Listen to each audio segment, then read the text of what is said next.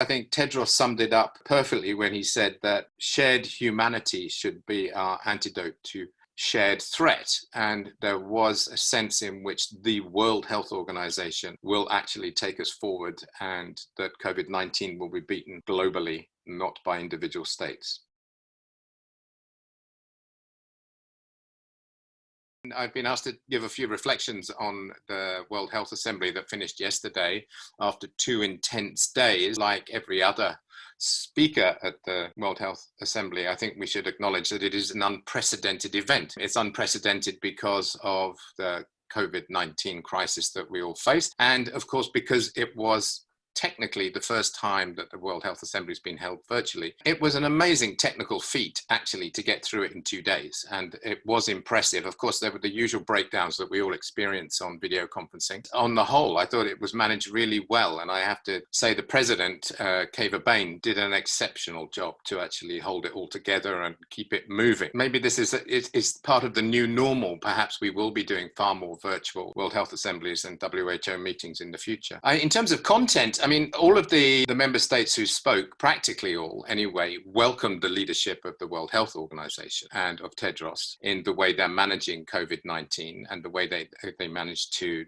do the build up to the World Health Assembly. That was good to see because, of course, we support the WHO and its leadership. The main fly in the ointment there was the United States with a somewhat vitriolic intervention, which was clearly designed to damage the WHO and deflect attention from the administration's own inadequacies in dealing with COVID in the United States. But then when they made their intervention and they stepped away from universal access to COVID technologies, that was very disappointing, but not unpredictable. But also from the paragraphs on sexual and reproductive health and rights, which was very disappointing again, given that we now know from our colleagues in Africa the extent to which sexual and reproductive health and rights are taking a backseat now to COVID-19, and the likelihood of maternal deaths, childhood deaths, and gender-based violence are rising.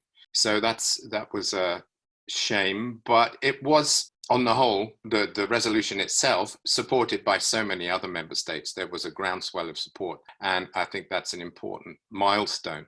For us, the absence of civil society in the room was difficult. All of the statements made by civil society, and there are many, are online and you can go and look at them. But I would say not being an active participant is much more difficult. And we would have welcomed the opportunity to be able to speak at some point. But of course, it was time limited. So coming back to the member states recognizing that health technologies are actually a global good, and many used the language of global goods when it referring to R&D and technologies that will emerge, and that they must be available and affordable, which was always part of our intention to put pressure on the World Health Assembly to make that happen. And I think as well, support for the Costa Rican technology pool at the WHO is extremely important. It means that any technologies developed which will be shared through that pool will become available and affordable in low and middle income countries and universally across the world. It's not clear to me how that's going to work yet.